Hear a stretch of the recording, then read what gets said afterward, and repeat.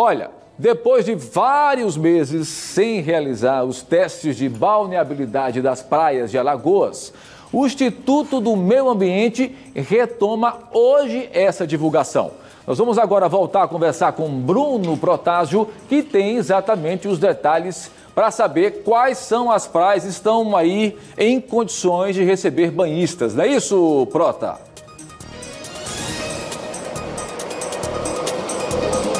É isso mesmo, Tiago. Houve a impossibilidade do Instituto do Meio Ambiente de fazer esse relatório como acontecia antes, nesse período de 9 meses, porque eles precisaram sair da sede, que fica na área de instabilidade do solo, no Mutange, e também teve a pandemia, isso também prejudicou o trabalho, mas agora já foi retomado e nós vamos conversar agora com o Ricardo César, que é coordenador do gerenciamento costeiro, para saber, Ricardo, bom dia para você primeiramente, qual foi o balanço desse primeiro relatório depois desse longo período, quais são as áreas, por exemplo, que hoje estão impróprias para banho? Bom dia. Então, nós fizemos 65 pontos, voltamos a fazer as análises em 65 pontos, pelos motivos que você explicou aí. Tivemos a pandemia, fecharam as praias, aquele decreto do governador. Depois tivemos que mudar o IMA de local, em função da determinação da Defesa Civil. Agora montamos um novo laboratório e começamos a divulgar. Nós, dos 65 pontos, nós tivemos 14, mas eram pontos que já esperávamos que não estivesse com balneabilidade, muito em função dessas últimas chuvas que ocorreram e pontos que estão bastante recorrentes. Por exemplo, Maceió, na praia do Sobral e da Avenida, ali na Dias Cabral, Barão de Anadia, próximo ao emissário submarino. No extremo norte temos pontos muito recorrentes, que são as fozes do rio Salgado, Maragogi, do rio Pessununga. Aqui a água, Riacho de Águas Férreas. Então são pontos que a gente já imaginava que seria dessa forma.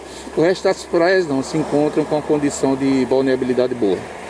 Além de alertar também os próprios banhistas, qual a importância dessa coleta, desse monitoramento pelo Instituto do Meio Ambiente? Olha, é importante para a saúde da população, porque nós seguimos uma normativa do Conselho Nacional de Meio Ambiente nas análises onde a gente usa uma bactéria, E. coli, que é uma bactéria do trato intestinal dos animais de sangue quente. E quando essa bactéria está presente, é sinal que existem dejetos humanos no mar. E aí, associada a ela, pode ter vários outros micro-organismos, várias outras bactérias que causam doenças. Então, a presença dela acima de 2.000 por 100 ml de água indica que a água está imprópria por essa condição. Então, é a população evitar esses trechos que o IMA indicar que não se encontram balneáveis. E o relatório vai ser divulgado semanalmente? Sim, são 65 pontos, desde o extremo sul, na área de Piaçabuçu, até o extremo norte de Maragogi. Nós vamos fazer semanalmente. A gente coleta na terça e quarta. Quinta e sexta a gente está repassando esses dados, tanto pelos nossos aplicativos, que é o aplicativo Nossa Praia, que a população pode baixar no iOS e no Android, a página do IMA, e também nós repassamos para a imprensa.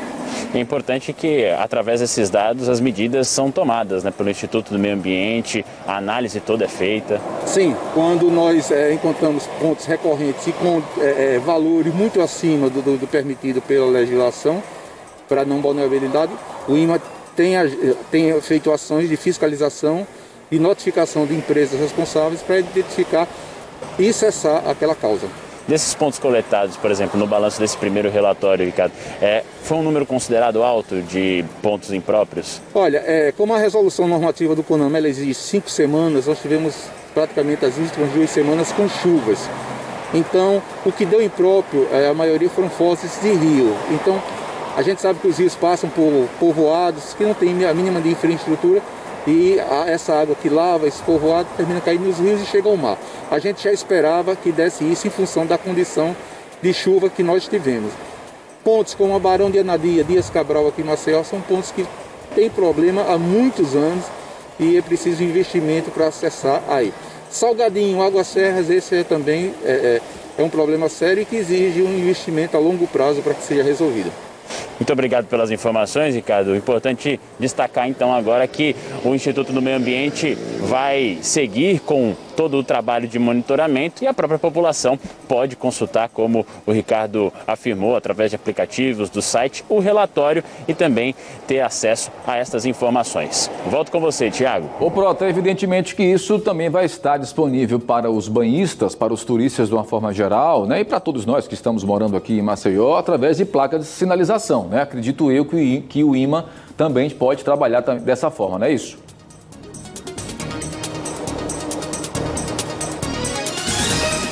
É até um ponto para a gente tirar essa dúvida com o Ricardo aqui, Tiago.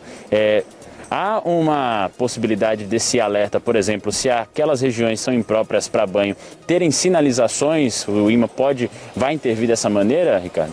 Olha, esse problema de sinalização é muito recorrente, esse questionamento. O problema maior é que quando nós colocamos placas de não balneável, que era a placa vermelha alertando que aquela praia estava imprópria para banho, a população local, quem tinha comércio local, quem tinha interesse no local, retirava aquela placa. E até as pessoas confeccionavam placas iguais da cor verde para colocar. Hoje, com a tecnologia, com a comunicação fácil através das redes sociais e da imprensa, a gente prefere fazer esse tipo de divulgação. Porque muitas vezes, quando a gente colocava a placa vermelha, que voltava lá para substituir, a placa estava verde. Então, e havia também um vandalismo de retirar mastros, retirar placas e qualquer tipo de sinalização que a gente colocasse. Obrigado pelo esclarecimento também. Tiago, além de tudo, há esse problema também, como foi relatado pelo Ricardo. Volto com você.